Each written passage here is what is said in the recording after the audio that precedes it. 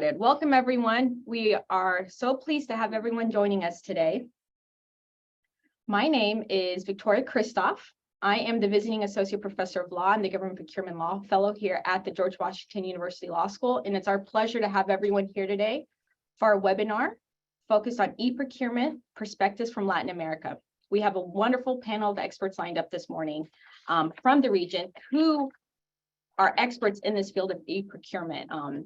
And the way today's program is going to work is they're each going to take a little bit of time and focus on their particular subject or region of Latin America. Then we'll end with hopefully sufficient time for some questions from the audience. So please, throughout this presentation, feel free to put questions in the chat. We won't be addressing them live. We'll be waiting until the end of the presentations, but we would love to hear from you all. So feel free to do that. And today's webinar will be recorded and will be uploaded to the George Washington University's Law School Government Procurement Programs YouTube channel. So if you'd like to come back to ever see this again, we will have it posted. So without further ado, I'd love to introduce today to you all our wonderful panel of experts, starting off with Daniel Sanchez, who is a Senior Public Procurement Advisor for MDBs and cooperation agencies. Daniel Sanchez is an international development expert based in Washington, D.C., with over 15 years of experience developing programs aimed at promoting transparency, accountability, and the use of technology in public procurement throughout Latin America and the Caribbean. During his career, he has worked with governments, agencies, and bilateral cooperation agencies promoting modernization and innovation in public procurement. He has authored several articles and publications on the role of technology in enhancing the transparency and efficiency of public services, and has been a featured speaker at numerous international forums in the U.S., Europe, Asia, Latin America, and Caribbean. In addition to this, he serves as a coordinator for the MDB Global Community of Practice on EGP and worked with several international organizations, including the Asian Public Procurement Network, Inter-American Network of Government Procurement, the Federal Procurement Network of Argentina, and the Brazilian Public Procurement Network. He is a Bolivian national and holds an MBA in finance from Catholic University and an MA in public communication from American University. He has completed postgraduate studies, the Kennedy School of Government at Harvard University, and studies in digital innovation at MIT. Welcome, Daniel. Next up, we have Ms. Genoveva Ferrero. She is an attorney based in Buenos Aires, Argentina, and is currently the Vice President of the Council of the Judiciary of the Autonomous City of Buenos Aires and the Secretary of General Administration and Budget of the Judiciary of the Autonomous City of Buenos Aires. She has also held various other positions in the city, including Secretary of Administration of the Security Forces and Undersecretary of Administration of the Security Forces of the Government of Buenos Aires. One of the main charges that Genoveva has led in Buenos Aires is assisting the city to modernize its public procurement system, its electronic procurement system. She shares this experience with e-procurement as a professor of electronic public contracting at the School of Law at the University of Buenos Aires, where she teaches a number of other courses, including administrative contracts, government accounting, and management control.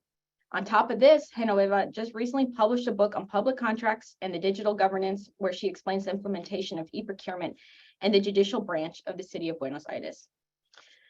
So welcome, Genoveva. Thank you for being here. Next up, we have Mr. Rafael Walbach-Schwind. He is a private sector attorney based in Curitiba, Brazil.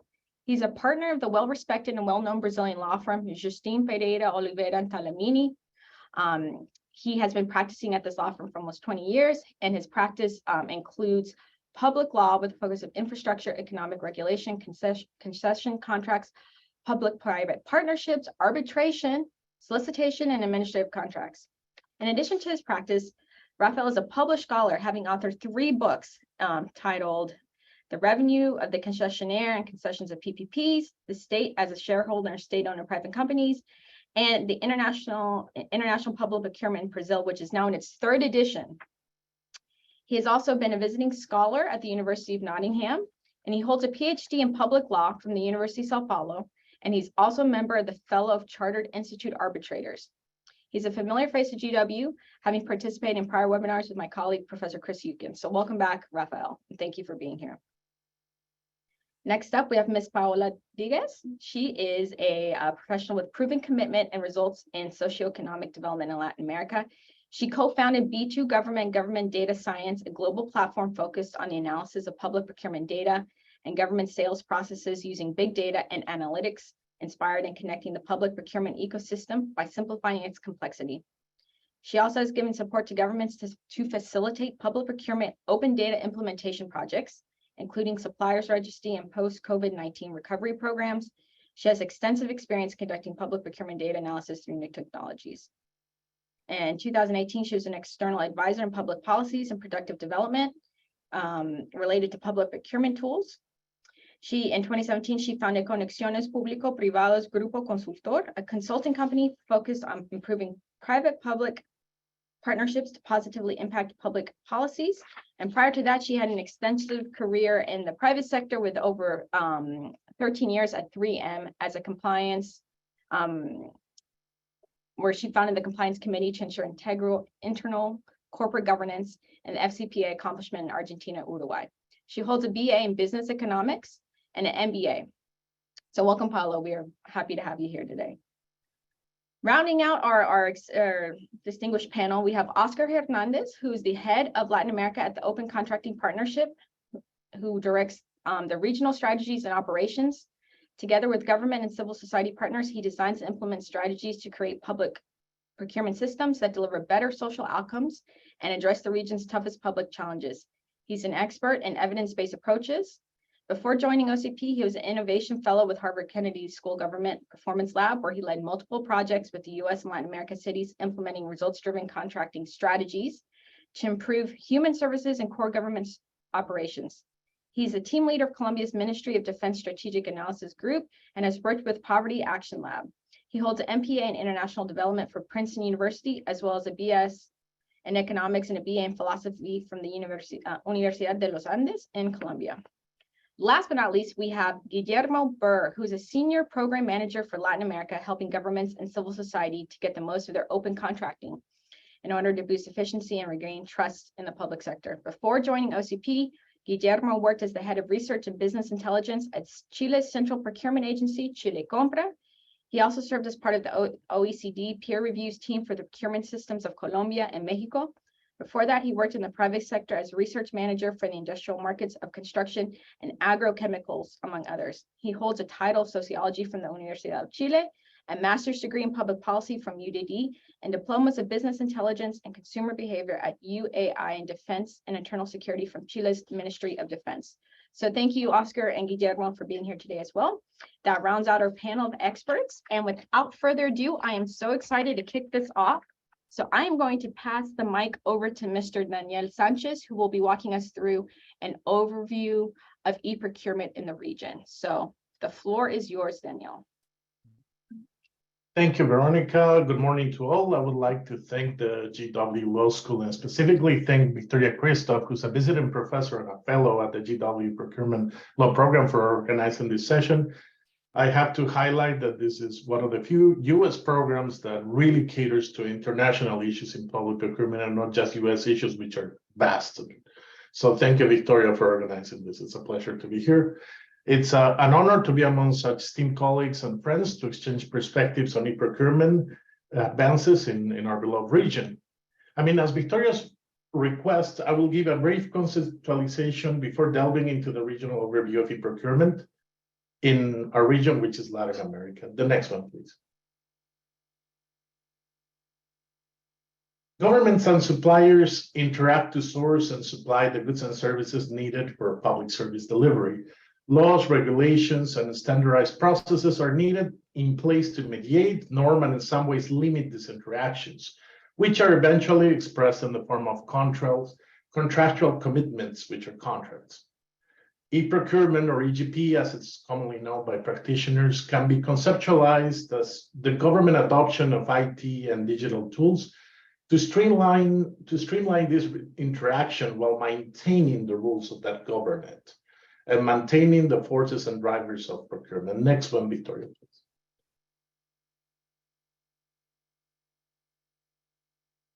Next slide, please. Today, I'm going to have the pleasure to mention three distinguished professors of the GW Procurement Program. The first one I want to mention is Professor Dan Gordon.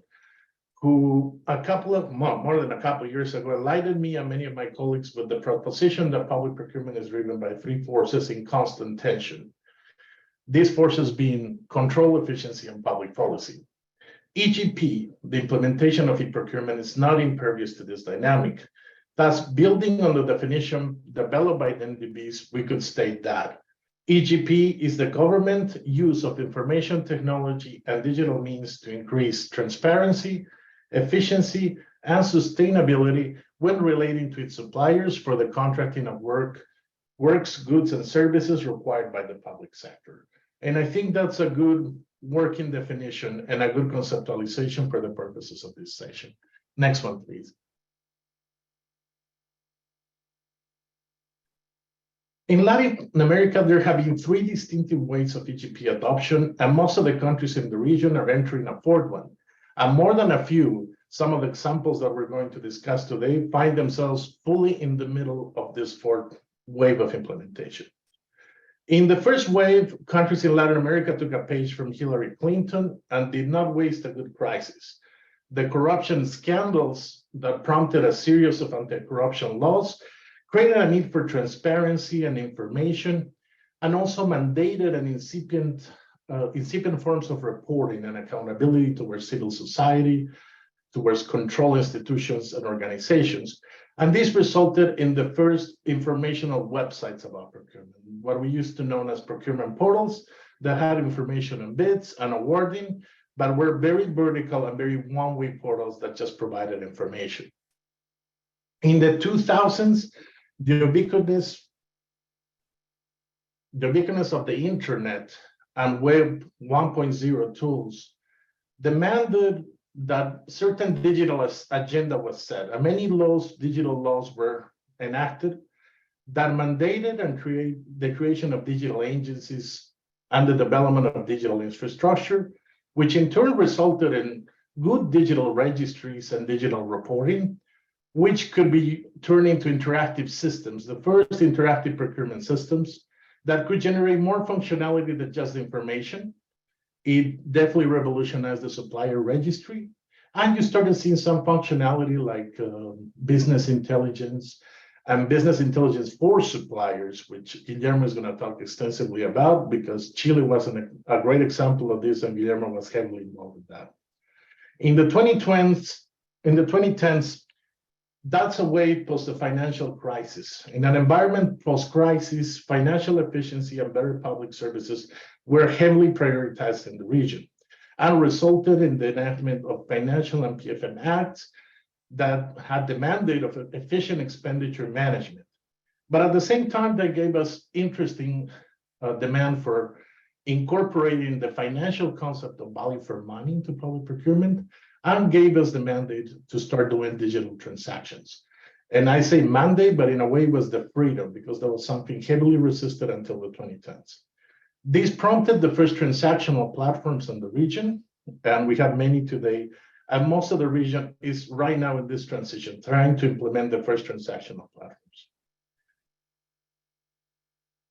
The pandemic, the need for economic recovery, and the procurement-related lessons it produced has made it evident the need of a standalone procurement legislation to fully leverage the potential of procurement in this new context. Thus, now we have a mandate for a strategic procurement that can support public policy for underrepresented economic groups that were heavily affected by the pandemic. And the only true way and the only true progression of the EGP platforms to support public policy is the development of true marketplace platforms, meaning that our transactional platforms are starting to look into that transition. And today, I'm glad to say that we have countries that have adopted business models that consolidate demand and have created the first incipient form of a marketplace platforms, which we call tiendas virtuales or virtual stores, which is going to be the foundation for this next evolution. And that's the fourth way. Next one, please. As we can see, these waves match perfectly the three forces that Professor Gordon talked us about. And our first wave was driven by control. Our second and third wave are driven by efficiency. but our future implementations are also going to be driven by public policy. And I don't foresee a future in which EGP development won't have a component of public policy trying to support economic promotion or economic recovery. Next one, please.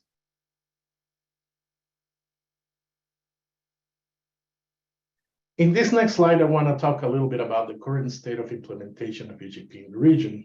And for the purpose, I used a sampling of 14 Latin American countries and the OECD group of countries, which is always a good benchmark for public governance. And there's 7 main functionalities that the OECD surveys regularly to see the advancements in the implementation of it. And as we can see, our region is lagging behind in a lot of them as a region. Although we have countries here that not only are very advanced, are considered some of the best systems in the world, a lot of these countries are OECD members themselves. But as a region, we're still lagging behind as a group. Only 70% of our countries have functionality for announcing tenders, while 100% of the OECD countries do. Only about 50% have functionality to submit their bids electronically, compared to an 80% in the OECD countries. Only about 60% provide documents, tender documents electronically, while in the OECD it's 100%. And I don't think this is a technological problem. I just think that this procurement is still in the specific agencies and not the procurement entity of the EGP system. These next two categories are very interesting because online catalog is just a good indicator of the level of implementation of framework agreements, which is good in the region. And I think framework agreements are interesting because they provide a lot of efficiency, which is one of the drivers of procurement. And that was one bet that the region did in adopting to create efficiencies that our lack of regulatory efficiency doesn't permit us to do on regular bidding. Something similar happens with auctions, but this time in the point of control. E-auctions, reverse auctions give us a sense of transparency, and Rafael probably is going to talk a lot about it as it's one of the preferred procurement methods in Brazil, and a big percentage of the public procurement in Brazil is done via reverse auction. And as we see, we're very advanced regions in adopting. We're a very advanced region compared to our OECD peers in adopting new models of business for public procurement. And then we kind of go back to the same kind of spread gap, if you want to call it, when only about 60% of our countries provide functionality for the electronic functionality for the notification of a contract award. The last category is very interesting because it's about the electronic submission of invoices, that it's even a little low in the OECD countries. But what this tells us is that interoperability with other expenditure systems, it's still a pending task for e-procurement. And that's not a problem of developing countries, emerging economies. It's a problem worldly. Procurement doesn't exist in a void. It's part of a bigger ecosystem of financial management. And we need to start thinking about the overall cycle of public financial management, or not just the procurement cycle. The region has invested heavily in what we call the IFMSs, the Integrated Financial Management Information Systems, that, as far as I can tell, every single country has a version of.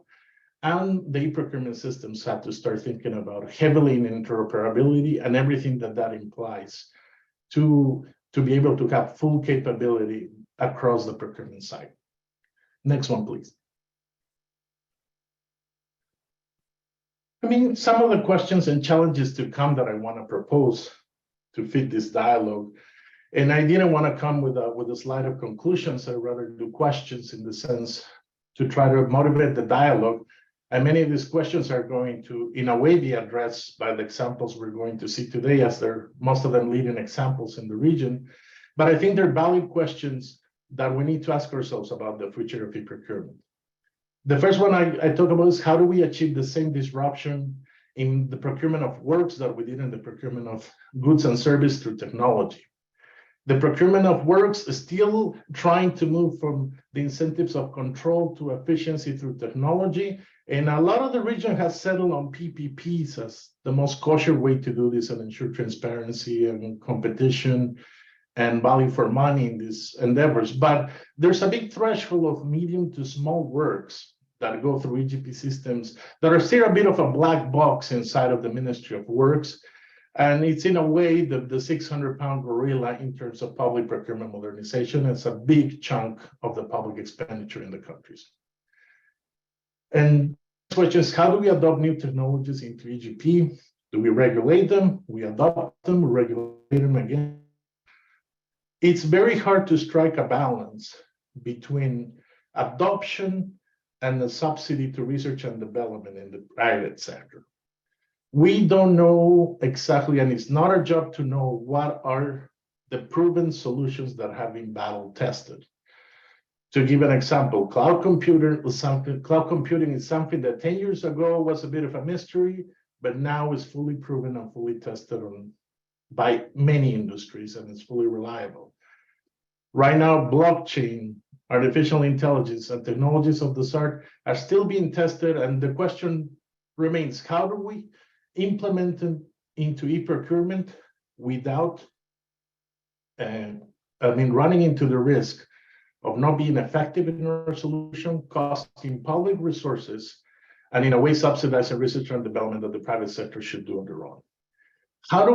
The next one is, how do we migrate from in-house legacy systems to open platforms? Unfortunately, in the region, the preferred method of software development or platform development has been in-house development. And that not only happens in procurement, happens in many other public functions. The main debate here is, how do we change from that dynamic that it's only growing IT department, is costing more money, and keeping those legacy systems alive and working is more costly and more technologically viable. So how do we approach a future when we can develop open platforms without fully giving out control of these platforms, especially procurement platforms? The Caribbean is a country that is still at an incipient. The Caribbean is a region that is still at an incipient level of adoption of EGP. And they have shown that there's a lot of value in regulatory and technological leapfrogging, as they don't have the need to develop information portals from the first. They can go straight into transactional platforms, and they're taking benefit of a lot of the shelf and commercial solutions available right now that were not available 10 years ago. And that's a lesson we should learn from them, as they're much less reactive into incorporating of the shelf technology into their public functions than Latin America has been. Then how do we solve our data bottleneck? How do we do quality control? How do we get ready for artificial intelligence? And here's where I quote the second professor from the GW procurement program, Professor Steve Schooner, who had a very interesting dialogue in a podcast about the future of AI and the quality of data in public procurement, where he has a very good point that I want to quote, where he says that we have focused our efforts in data in procurement and registering prices and contract awarding. But there's very little data in the world, and definitely in the Latin American region, about post-contract awarding, about contract management, about performance of suppliers, about supply chain issues, and about the overall performance of a procurement process. And this information will be valuable and a must if we want to implement new technologies. Might not necessarily be the case in the examples that we see today, but there's still a big gap in quality control and standards in data in the region. And the last one, where I quote Professor Yuckins, and I recommend reading a lot of his articles and publications in this matter, which are very interesting, and he's at the forefront of the debate here in the US. And the question is, how can EGP transactional platforms can become truly marketplaces without being overrun by the private marketplaces? How can we take full advantage of the virtual stores we built, and how we can transition our EGP transactional platforms into truly marketplaces without being overrun by the big corporate behemoths that are after the public procurement market? How can our relatively little procurement entities justify the resources, the people, and the mandate in order to fight the constant lobbying that these big corporate behemoths do to the central government into just adopting their platforms and totally supplanting e-procurement and e-GP platforms as a whole. And I think that's going to be one of the big debates in e-procurement in the next 5 to 10 years to come. Well, I leave the floor with these questions, Victoria, and thank you again for the invitation. It's a pleasure to be here today. Thank you, Danielle, and thank you very much for that slide with the chart and the data to show. It really puts into perspective the areas where this region has opportunity for growth to catch up with the OECD countries. So thank you for that. So without further ado, we're going to move on to Ms. Genoveva Ferrero's presentation, where she's going to be talking to us about the e-procurement system in Argentina and with the focus on Buenos Aires. So without further ado, the floor is yours. Thank you, Victoria. Okay, good morning for everyone. It's a pleasure for me to be here this moment with you. Firstly, I like to say thank you for you, Victoria, for the invitation, and my fellow panelists and everybody present here today this morning. I'm really very happy to be here because I'm a fan of e-procurement, and it's so important for me to George Washington University put the focus in Latin America. I'm also a LLM student of that university that, in my opinion, has the better international procurement program around the world. I love it. Today I will telling you about e-procurement in Argentina, and I will focus in the city of Buenos Aires, where I work for a lot of years. Next slide, please, Victoria. Thank you. Next. Thank you. Okay. To start, I want to tell you about my country. Argentina is a federal country like United States, and it's politically divided into 23 provinces, and the city of Buenos Aires, that is like a province. There I work for a lot of time, and I implement this procurement system. Next slide. Thank you. The city of Buenos Aires has been the pioneer in this respect. In 2009, the government of the city implement the e-procurement system. We take this experience from Chile Compras. Here is Guillermo, that is an expert of this. We learned a lot from Chile in this field. I was part of that team with others that are connected now in this webinar, and was a very good experience. We was the first province in our country that we implement these systems in here. Then we implement this system, and also we include the framework agreements that Daniel mentioned, and I agree with him that they are so efficient. And we also implement here too the reverse auction, that we don't use it a lot in our country. We have to look to Europe in this sense, but it's implemented too in the system. Next slide, Victoria. Thank you. Then I put photos in my presentation of our system that you can look it about it. Also in public construction, the portal was presented as an electronic system, but in 2021, like a lot of years later, and a city law was passed requiring that public construction had to be in a portal, because it was difficult because of the amount, because of the vendors, because of a lot of things. Public constructions was more later in our city than service and goods that you can see that was in 2009. Next slide, please. Okay, and next, please. Then with part of my team that they are connected now, we went to work to the judiciary power in 2019, like 10 years later that we implement in the city the e-procurement program. Okay, when we start working there, the offer brings a lot of papers to the seal bidding process 10 years later, and our team said, okay, here is something wrong. We have to change this. And then we implement in the judiciary power the justice buying, that is a copy of the system that we use in the executive branch.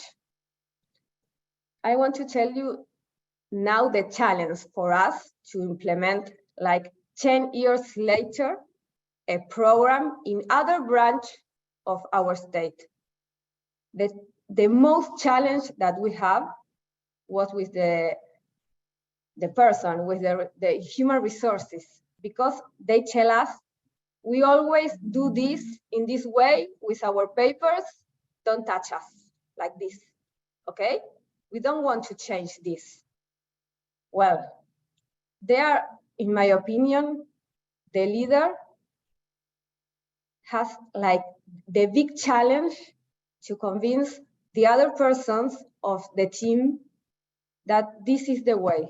This is the way, because the principle of the government procurement in electronic systems are like in the best way.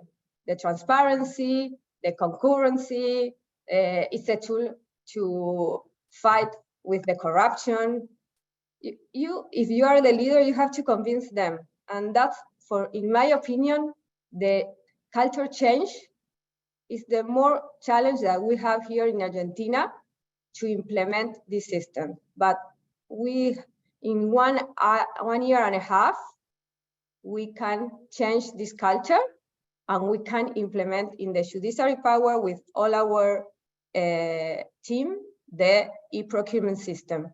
And now we are the first judiciary power in our country that we implement this portal, and other judiciary power are asked us to help them in this process. And now we are helping 2 provinces to develop this system.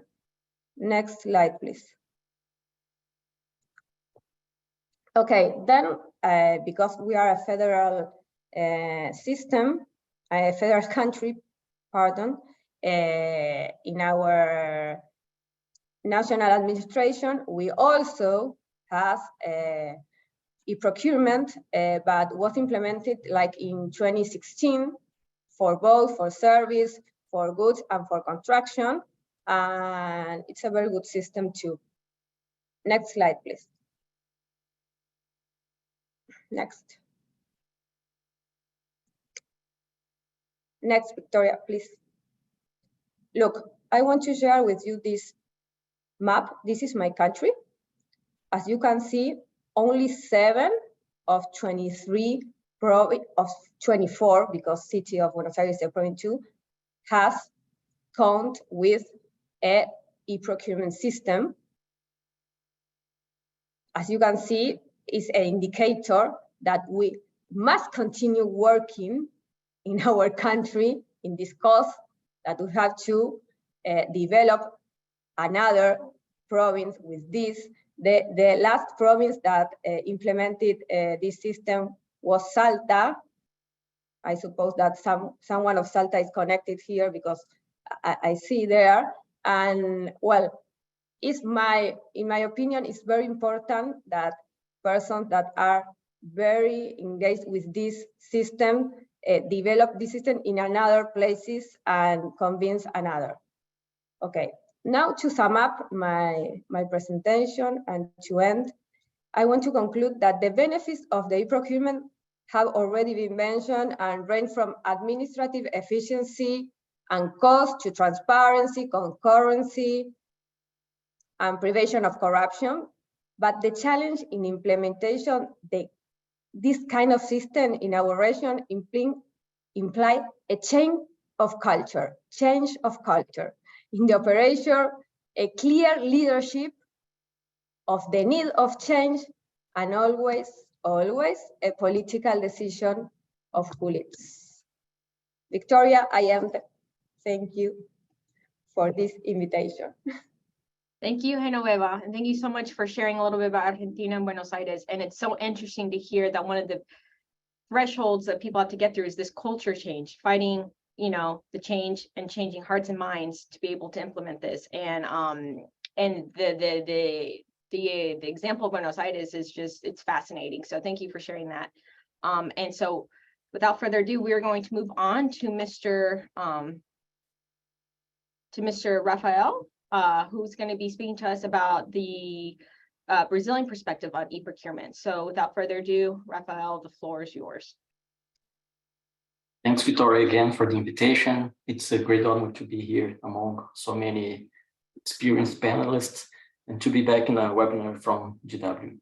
I would like to start presenting some data about the e-procurement in Brazil, our perspective in e-procurement. Next slide, please.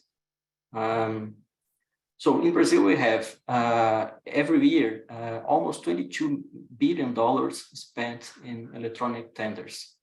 98% of the amount occurs precisely in electronic biddings.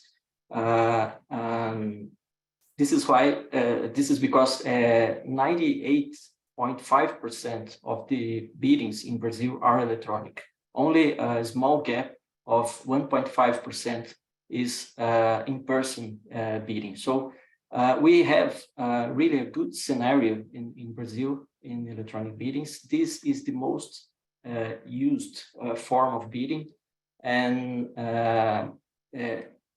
just to give you an idea, more than 100 electronic biddings are carried out per day in municipalities in Brazil. So this scenario, in my opinion, is a very positive scenario. This shows that in Brazil we have e-procurement is really established form of contracting by the public administration. And how did you get here? Next slide, please. It is actually a result of an evolution of more than 20 years. It all started back in the year 2000 when the federal government issued a decree stating that electronic biddings would be authorized. Looking back to in the year 2000 nowadays, we can see that it was really a visionary decree. We didn't have electronic biddings in Brazil, but we in Brazil were looking to this possibility, and this decree simply authorized electronic biddings in Brazil. In 5 years, we had really good results in terms of prices and in terms of more suppliers presenting their bids. And in the year 2005, a new decree established that electronic biddings would be preferred in reverse auction procedures. In Brazil, we have a lot of different procedures, but reverse auction is the one that is more used in everyday purchases, for example. So since 2005, the electronic biddings are preferred in Brazil. And the Federal Audit Court had a really important role in enforcing this decree. A lot of decisions of this court stated that the bidding can only be carried out in person when the electronic execution is completely infeasible. It also has a lot of decisions stating that all public entities, not only federal, but also subnational, must use electronic biddings process. And the unjustified use of in-person bidding is an act that violates the applicable principles. The public administrators could,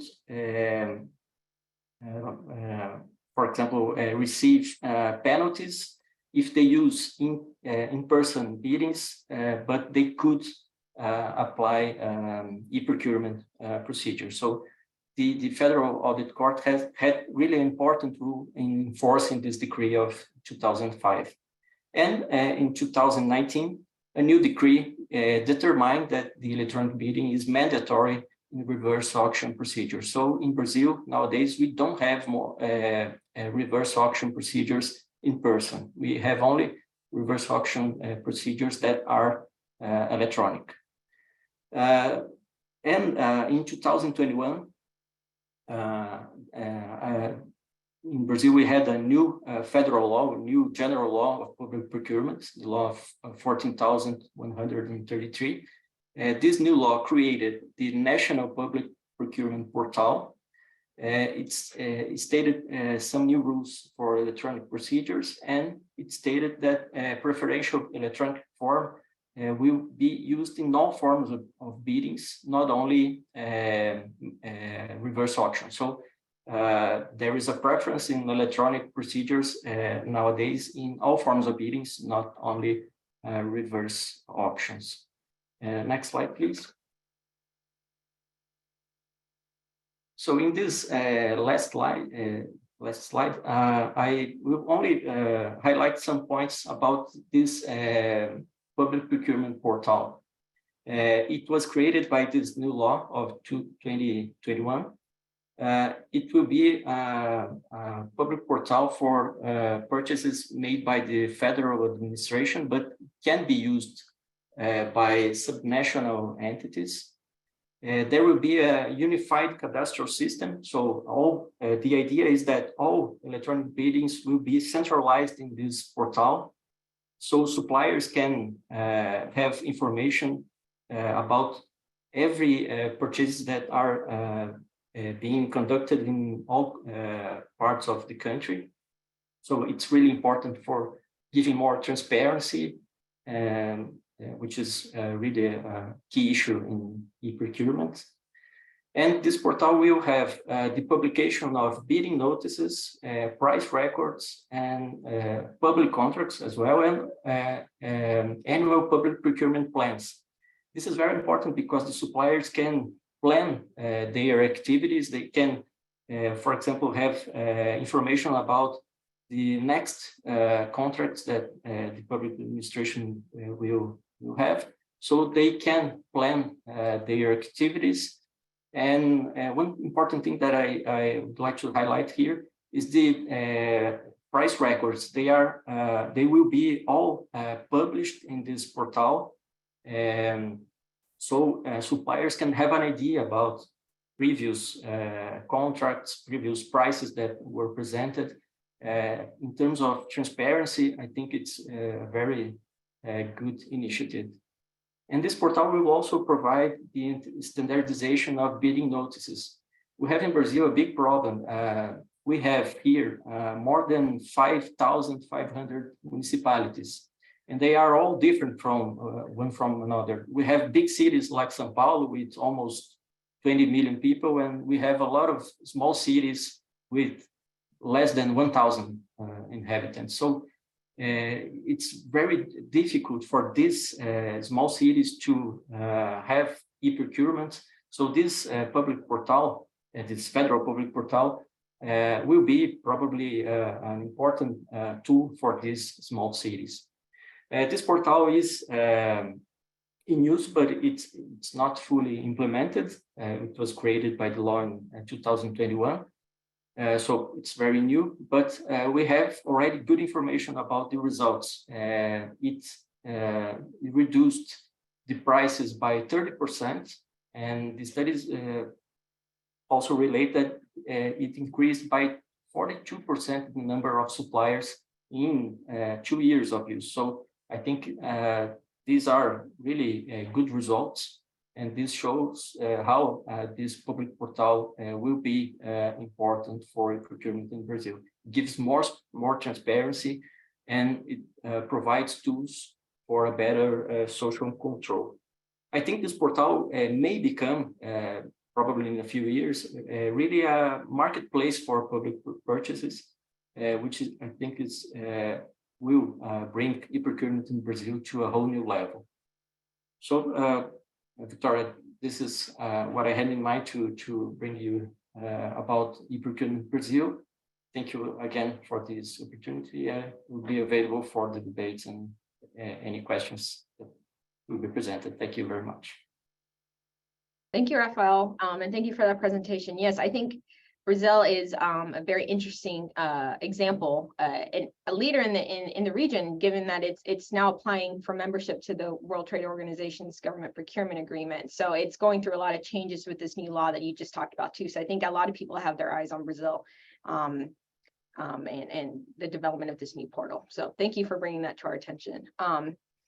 So without further ado, we are going to move on to Ms. Paola Diguez, who's going to be talking to us a little bit about the experience of Panama. So without further ado, please, Ms. Paola. Thank you, Victoria. Thank you very much for the invitation and the Georgetown University. I'm really happy to be here to share some knowledge about what Panama is doing and have been doing in a sustainable way during the last 20 years. Moving into all of the waves that Daniel told us at the very beginning of the presentations.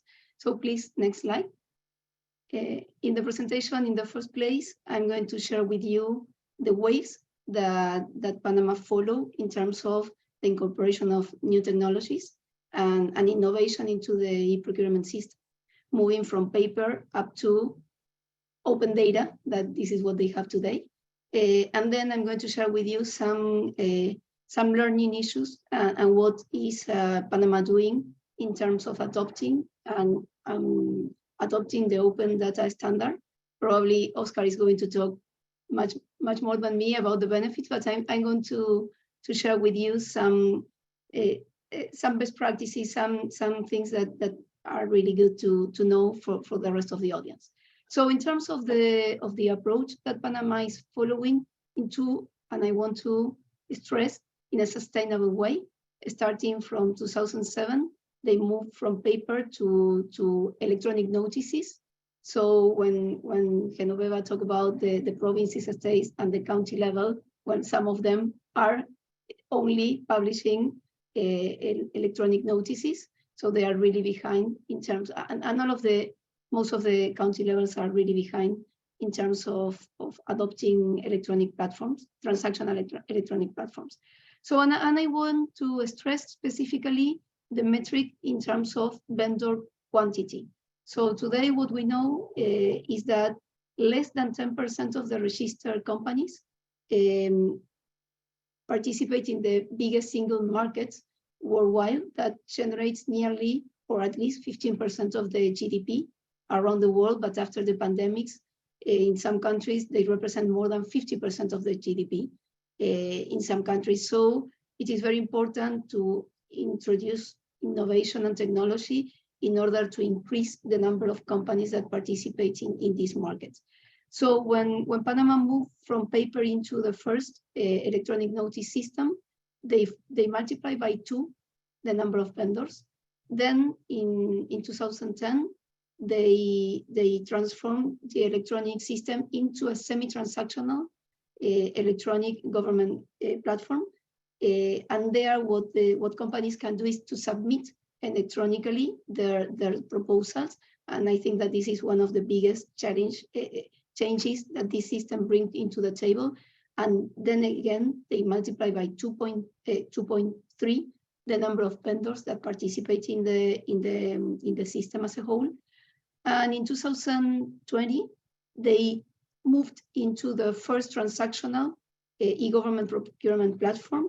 There you can bid and you can quote in terms of electronically. All of the companies can do that. In the middle, they bring into the table a new platform which is called Panama Compra en Cifras, where you can see the value of the markets and the companies also can access into the information about what the government is demanding. So, and in last year, they started the process of incorporating open data standard, and that probably will change the way they are going to move into the next introduction of innovation, which is Panama Compra V3 or version 3, with the objective to make traceability 100% from the e-planning up to the e-payment systems. And that could convert, I would say, Panama into the first country in Latin America that can trace 100% all of the processes with open data. So please, moving to the next slide, Victoria. So I want to focus specifically into how Panama could introduce the technology, the open data standard, and what are the main benefits and lessons learned that we can transmit to other countries in the process. So in the first place, in terms of the incorporation of the open data standard, what they did specifically is to connect their current database from the system, from Panama Compra version 2, into an ATL, which is an electronic system that transforms the data and puts the data into the open data structure. So this transformation is very important, specifically when the governments are not going to change their platforms, or they want to interoperate different platforms, because the standard is the common language for everybody. So you can transform their own database into a normalization, into a common language to show and to exhibit the information. This probably answer the last question of Daniel on how we can move or interoperate different systems in terms of financial systems or other systems, because the standard bring everybody into the same table. So after that, well, the information is published into an API, which is a massive API to download the information and access the information in Panama. And well, there you have a small picture of the architecture. We can talk much more about that, but this is another channel, another chapter, completely another chapter that we can talk about that. And what I want to stress in the last couple of minutes is, first one, the main benefits for everybody. So, or what we consider are the main benefits. In terms of public procurement, there is a huge discussion, as you know, about public information versus accessible information, and it is not the same. For example, I can publish you everything into a PDF file. It is public, it is true, but you cannot access the information, although you open any of the documents. So what the open data standard bring into the table is not only accessible information, but also easy to understand and easy to use information, because anybody that can really understand about the standard or study about the standard can understand any country information. In Latin America, you have implemented open data in Uruguay, in Chile, in Paraguay, in Colombia, Mexico, something in Mexico, and also obviously in Panama. The other important thing is that you stop with the trend of isolated silos of information. So when you put all of the data into the normal standard or into the standard, you can use the same tools and reuse the same tools to bring more information. Nowadays, for example, in our laboratory, we are interoperating 21 EGPs in the same single window in order to understand the information. And to finish my presentation, I want to stress 4 important issues that we learned in the Panama implementation. The first one is, we recommend to have a serious discussion about the program language definition. Sometimes the government, or specifically influenced by the IT department, decided to implement the standard into the language that they manage. And sometimes in some countries, this brings some problems, because this language, the development language, is not the best to implement the standard.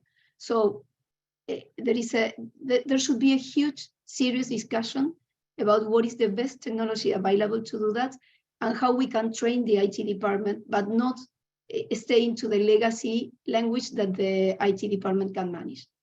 The second is, it's important to have a step where the OCDS standard knowledge and coding is transferred into the knowledge of the IT departments. So we did very great with the OCP partnership in order to transmit all of the knowledge to the Panama department, IT department. And in terms of our CTO recommendation, is that we recommend Panama, and this is also what they are also doing, to start consuming their own published data. Because you can, as a government, you can choose to consume your data, to transform that into information from your own database or from the published API.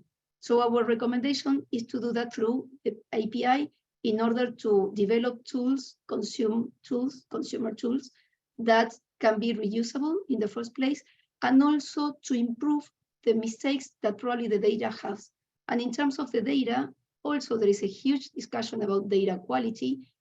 Around the world, we know that the data quality is not very high, but we recommend to have a parallel plan in order to improve the data from not readable standard up to readable machine readable standard, in parallel with the implementation of the improvements of the technology in the systems, in order that you can learn about how bad the information is published today and improve that, consuming also the same technology that is being implemented. So this is what I have to say. Please go to the next slide, only to give my information to continue being in contact.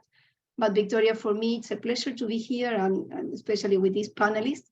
There are some friends here, and well, I am more than open to talk about open data implementation to improve EGP systems, and especially EGP's transition because it will be much easier to transit from one new version of the system into another if the data is compiled into the standard.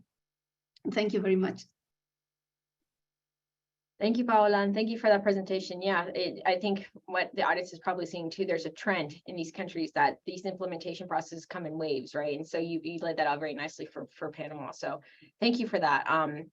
And now I'm going to turn the floor over to Oscar Hernandez to talk a little bit about open data and the experience with that in Colombia. So without further ado, the floor is yours. Thank you, Victoria. Thank you for the other panelists that have made such great presentations. Very excited to be here. So thank you very much for the invitation. Just to start us with, if we move on to the next slide, I just wanted, by way of introduction, to talk a little bit about what the Open Contracting Partnership is. So at OCP, we work with governments and their stakeholders to implement data-driven reform projects that improve the effectiveness and fairness of government contracting. And basically, what our work over the past 9 years in Latin America and worldwide has shown is that open contracting can really make a big difference when it's done right. And by that, I mean, when there's, on the one hand, timely, high quality open data, but also when businesses and civil society have a voice and the government has an ear to listen. In those cases, open contracting has really led to significant savings and improved services for citizens, which is what procurement should be achieving. And as Paola mentioned, one of the core products of OCP is the Open Contracting Data Standard. So just, I'm going to be very brief about this. The OCDS is a global non-proprietary schema for publishing data about the planning, procurement, and implementation of public contracts that is used by more than 50 governments globally. In Latin America, we have a very active ecosystem using open standardized data. A majority of governments in the region are using OCDS to publish their procurement data. And if we move on to the next slide, basically what we have learned by helping governments in the region by opening data and using open procurement data is that we have discovered how poorly designed and implemented many procurement digitization projects are. And basically, what we see that is a challenge, obviously, is that governments across the globe are buying IT solutions that sometimes don't serve government, vendor, or citizens' needs fully, right? Obviously, when done well, digital transformation enables better oversight, auditing, and corruption prevention through automated checks and procedures, and it also helps remove human discretion. But when it's done badly, it basically what it does is that it replicates paper-based systems and leaves opportunities for rent-seeking in place. But just like going back to what the promise of digitalization is, it's very much huge. So, and especially for a region like Latin America. So a recent paper by the Copenhagen Consensus Center did a cost-benefit analysis of implementing EGP, and the paper showed that the cost of the rollout of an EGP system is a little less than $70 million, and that includes the design, implementation, and operating costs over the first 5 years. And then these systems can create average savings of roughly 6.75% or 7% of total spending, right? So this means that the benefits from the investment can be, depending on the size of the economy, of course, and the size of the spending in procurement, 8 to 58 times the cost of what they invested originally.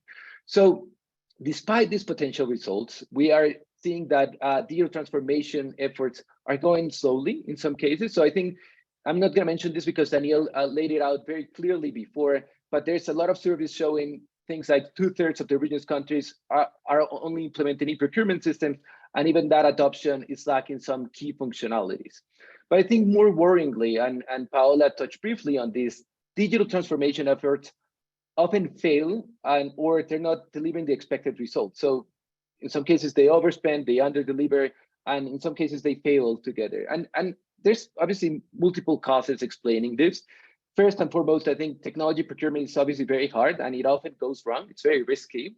But our experience has also shown that in many cases, EGP solutions are seen by decision makers as a technical fix to more profound governance challenge. And in the case of EGP in particular, there's obviously a lot of vested interests to overcome and a lot of antiquated public financial management systems to deal with. So moving on to the next slide, at OCP, what we have done is that we have explored these common challenges of digital transformation and offered solutions to each of them. So I won't have time to go over these challenges and solutions in detail, but I'm very happy to share resources after the call. But our main message is that government digitization projects must bring political, institutional, and change management factors together. So successful EGP projects articulate clear outcomes-oriented goals through a strategy at the very outset of the project, and they need to be championed by strong institutions and individuals who are accountable for delivering the reform. I think this was excellently explained by Genoveva earlier. You really need a champion who is driving your reforms and introducing change management reforms in particular. And this is particularly important when there's donor-funded projects where digital transformation efforts can be mostly driven by available resources instead of the local needs, right? So in addition to that, successful reforms need to have governance structures that are put in place to facilitate decision-making and collaboration across the lead institution and stakeholder groups. And I think something that I do want to highlight here is that some roles and competencies are essential to have in place in any EGP project. So we've seen many EGP tenders, both in the region and globally, that go out without a team in place to oversee them, which in the end creates more work for public officials who are already overworked. So basically, this is really about having a successful intervention really needs to rethink processes for the digital environment. Just moving from paper-based transactions online really misses the chance to rethink the whole business flow, including simplifying transaction, creating safeguards, and moving towards systems that are open by design.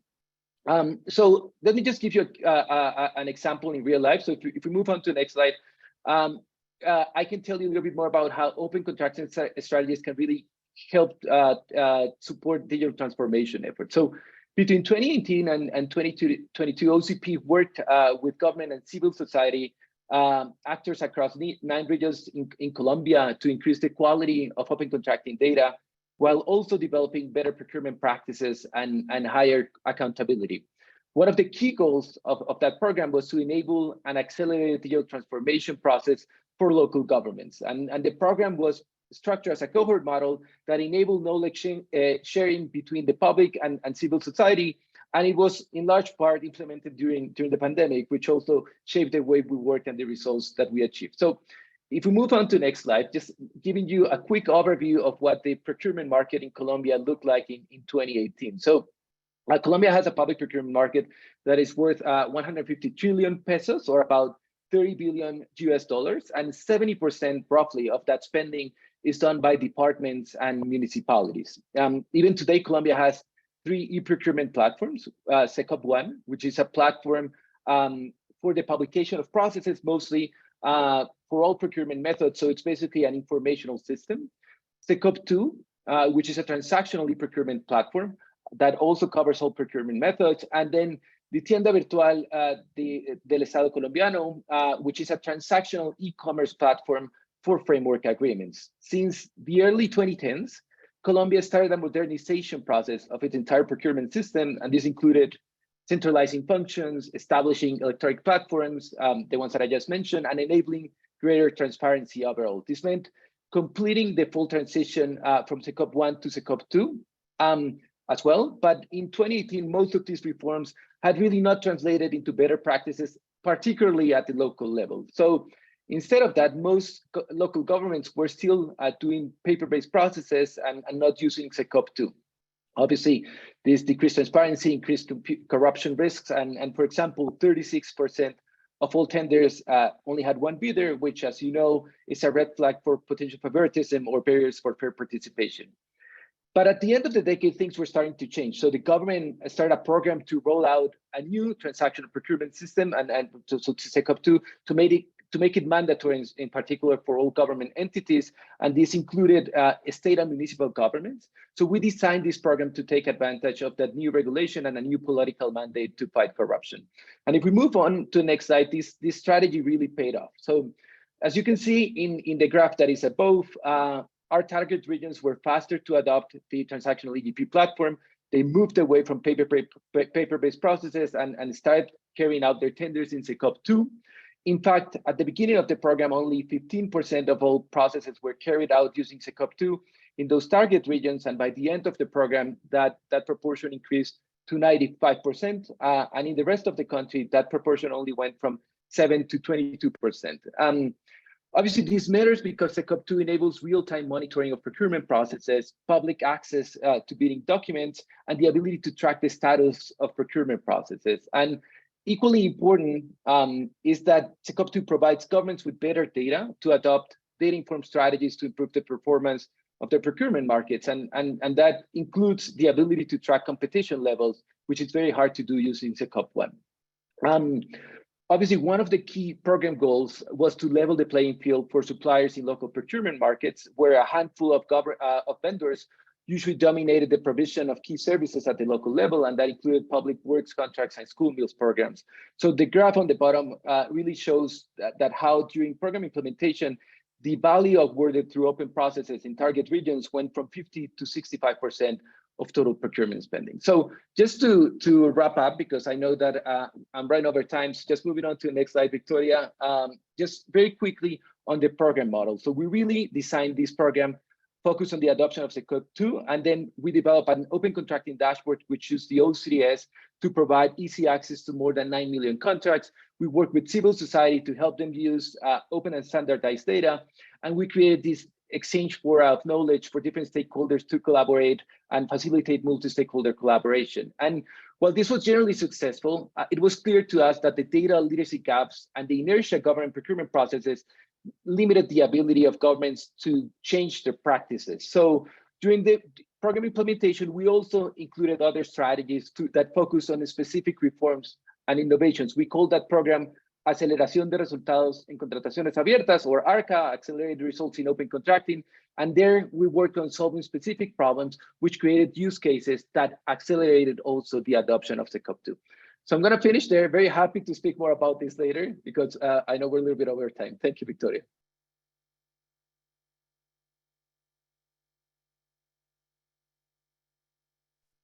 Thank you, Oscar. Thank you so much for explaining a little bit more about open data, which seems to be hopefully the future for the region and the experience of that initiative in Colombia. We are going to transition to our last speaker, Guillermo, who's going to be speaking to us a little bit about Chile Compra's experience, his experience with Chile Compra and Chile in general. So without further ado, I will pass the floor to you, Guillermo. Thank you. Thank you, Victoria. Happy to be here with this great audience. Amazing numbers. So I will start by saying that the system known as Chile Compra started its operation in 2003 under what usually political scientists call a window of opportunity. So a series of political scandals gave the opportunity to apply ideas that were already developed by several public and private actors that those ideas were even, some of them were even piloted by the time. So this was a great scenario to modernize public procurement in particular, and in general, the functioning of the whole government. So broadly speaking, I will say that the period of time in which Chile Compra saw the light, was a kind of a golden age of the public sector in Chile, because several innovations were introduced at the same time. For example, we started to use the balance scorecard in every public organization. Several efficiency measures, like, for example, for those of you who are interested in public finance, the structural balance budget was introduced and exported to other countries, even more developed countries than Chile, of course. So the region of the system has this efficiency and transparency and reduction of transactional cost environment and ideas that were floating, and so probably the Chile Compra benefit a lot of that. So those were the ingredients. So in 2004, there was an externally operated consortium that operates the first EGP that Chile Compra used. That was a kind of private public partnership schema. The system, the EGP was deemed as good and even very good from the technical point of view. All the functionalities, all the business model that modules that it provides, but very rapidly, managers from Chile Compra at that time came to the conclusion that the transactions cost to run with an external supplier, that system were more higher than the internal transaction cost. What does mean that they decided to that is what too difficult to manage the contract of an EGP, because at that time too many things need to be open or undefined, because the system was increasing in its functionalities, increasing in its capabilities. So they decided to run it internally by increasing Chile Compra labor force, basically. So a lot of technicians were contracted to work at Chile Compra. So that decision took place in 2007, 2008, and so in that period gave birth to the system that essentially is now running in Chile. Essentially because as every system has its complexities, and it has been modernized a lot. So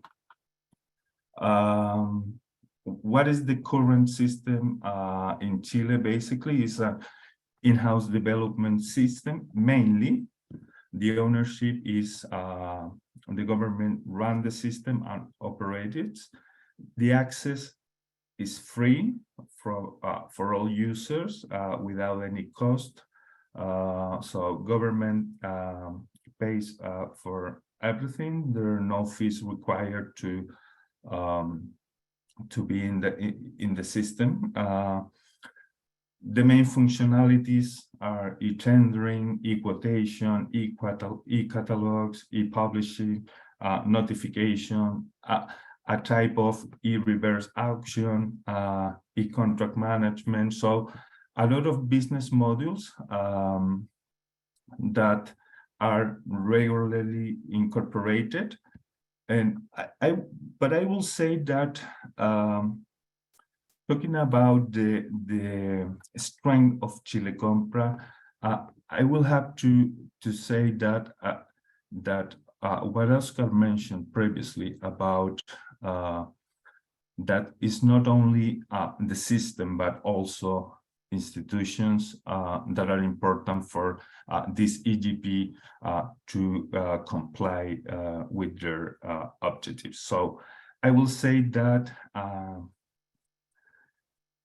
Chile has not only has a good system, a good e-procurement system, but their strength goes also by the institution. I mean, the organization, Chile Compass organization, is because Chile has a senior public manager system which elects the director and head of all the main departments inside Chile Compra. So, and let me say this very clear, that I mentioned this aspect because when we are talking about EGPs, we know that many world-class systems can be defeated by weak institutions that in the end are responsible for running those systems. So organizations need to be a great part of an e-procurement system. It's not all about technology. Technology is important, but institutions are also an enabler of the technology. Another important thing is that Chile has a great participation of suppliers because the system has really low barriers. So Chile is well known to be a country in which it's very easy to do business. That is one of their strengths. So the system, the procurement system, replicate these attributes. So no fees, no major requirement to be enrolled in the registry, it's really difficult to find tenders where, for example, financial guarantees are required. So really low barriers in order to allow for participation. Another important thing is interoperability. So everything that the user needs, or almost everything that the user needs, the user of the system, the person that is the public officer that's operating the system, designing a tender, is in the system already. So information from the Ministry of Economy, the Registry Office of Vital Statistics, the Internal Revenue Service, the Superintendents of Bankruptcy, Treasury, Labor Bureau, etc. So interoperability is also a point of strength. And of course, I will say that open contracting principles, of course, Chile has worked his way to establish these open contracting principles in their procurement landscape. So that includes the EGP. The EGP ensures, I will say from the beginning, the availability of information on contracts, bidding process, procurement plans, and contracting performance available for every user in every procedure. So it's very open. It's an EGP in which, compared with others that I have seen, is very easy to find those kind of information. Open data is also an important part. They provide, Chile Compra provides several ways to access the data for every type of final user, I will say, from from experts to basic users, including, of course, the OCDA's API, but you have also visual solutions to see the information, and very simple solutions for the other end of user. Customer service, I will say that also Chile Compra put a lot of effort to have services to cover the user needs. That includes from call centers to knowledge base to resources that users can consume online independently. So several ways to provide the needed information in order to use correctly the system. And from the point of view of weaknesses or things that can be more efficient in the future, I will say that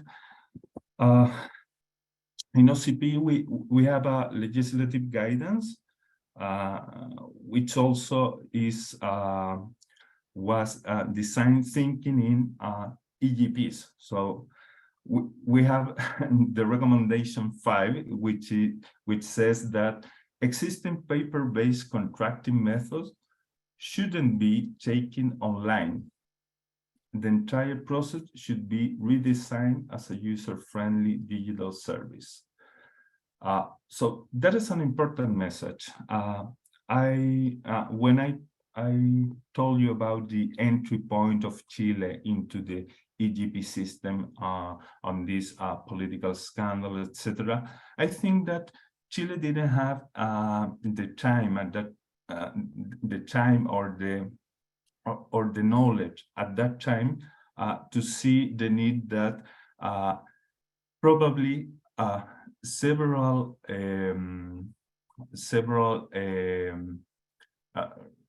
I will say re-engineering of the procurement process were needed. So it's not only about taking the current process and map those processes in a e-procurement system. When you adopt an EGP, you have also the opportunity to be more efficient and think about what kind of processes you can do in a more efficient way, or you can completely erase from the system, given that you are going to use a different kind of way to organize your work. So I will say that as an important part, because probably the most significant gain in efficiency is from going to just mapping the processes, the current processes, to have on the other extreme a real workflow in the EGP. So those are two different things. So probably, and I'm sure that Chile is right now discussing a new legislation, so they have the opportunity to invigorate this idea of having a system in which the actual work is done, instead of just trying to reflect all the work done in a second system. So I will say that's my my experience from Chile, Victoria. Great, thank you, Guillermo. And thank you to all of our panelists today. Everyone's presentation was enlightening, and it shows definitely a trend in Latin America that these systems are in place for the most part. There's some level of e-procurement.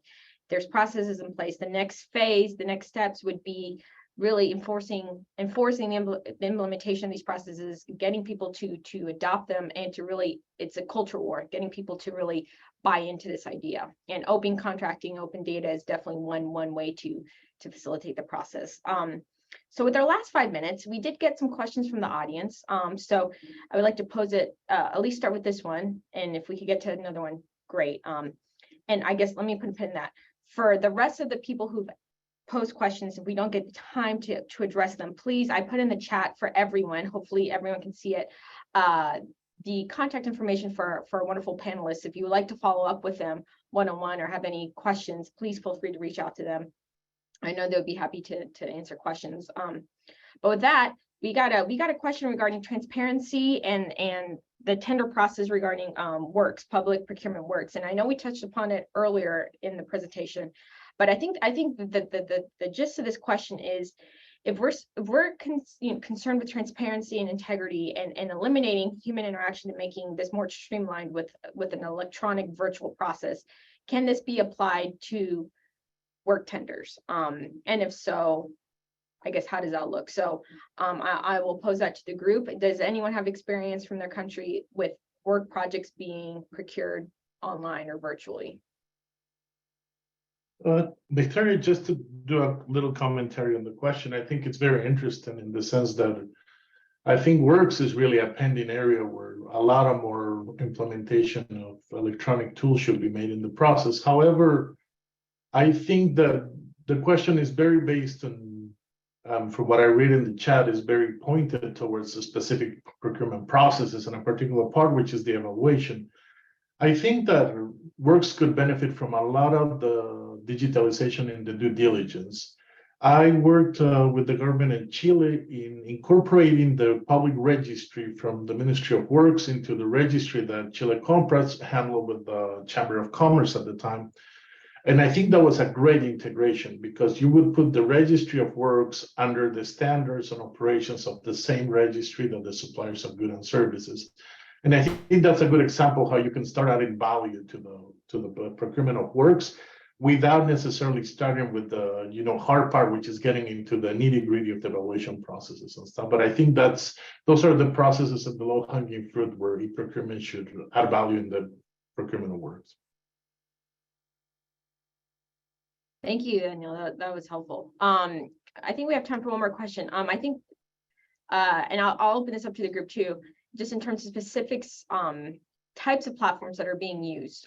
So we've talked about generally the different platforms these countries are using, but I think this person would like to know a little bit more of the types of platforms. So they mentioned a few countries are using Bonfire, a system design built by Human Dynamics out of Europe. So would anyone like to explain a little bit more of the technological side of these platforms?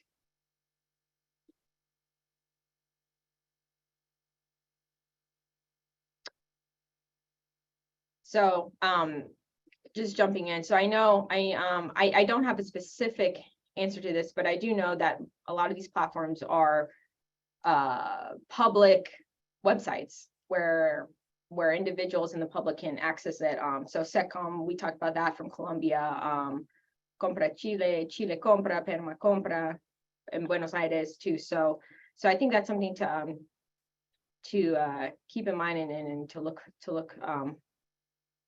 more into. Definitely. Yeah. Victoria, may I add some things?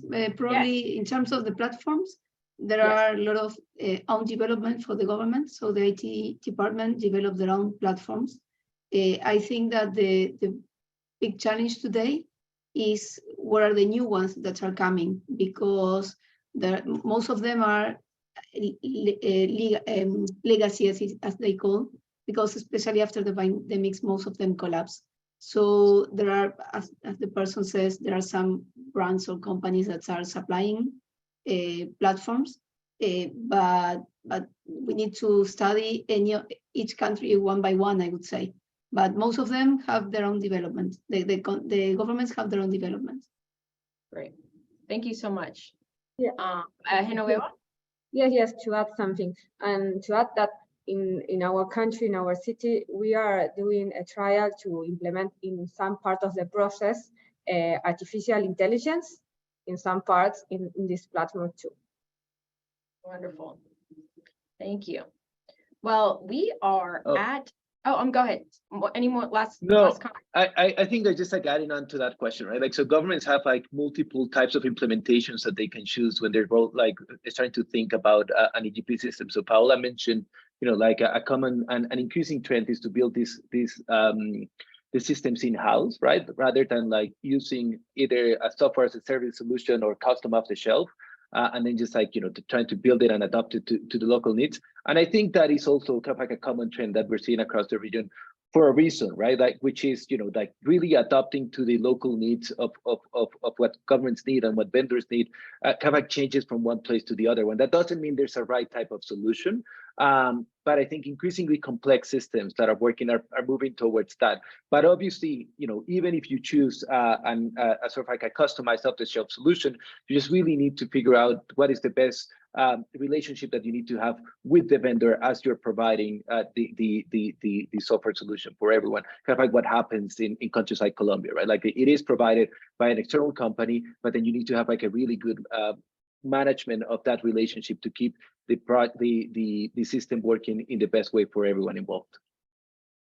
Great. Thank you so much. Victoria, just to kind of round up a little bit of what was said about off-the-shelf platforms and so forth. As I put on my presentation, this really touches on a nerve here in what's happening in the region. It's like we have a lot of legacy systems that are managed and operated in-house. Sometimes they use tools that are off the shelf and they hire other companies to do a lot of the maintenance and operation. But the true challenge, I think, it's to adopt platforms like the one that's mentioned in the question. There's a lot of commercially available platforms, and I don't think this is the forum to endorse either one of those. But that's a question that every IT department and every EGP implementation should ask and do a proper research and have the proper technical assistance to evaluate if the solutions on the market can fit their requirements. Because we're 10 years after, 10 years ago, this didn't exist. Now we're starting to have options that are viable. Wonderful. Thank you. Well, with that, thank you all. We are at the 90-minute mark. I thank the panelists one more time for their time and effort and their wonderful presentations. And we look forward to keeping this conversation going. Once again, I put everyone's contact information in the chat, so feel free to reach out to anyone. But thank you so much for your time. This recording will be uploaded to our YouTube channel. And with that, I hope everyone has a great day. Thank you, everybody. Thanks. Bye. Thank you. Thank you. Bye-bye. Bye-bye. Thank you. Thank you all. Saludos a todos. Ciao. Chao, Chao, chao. saludos.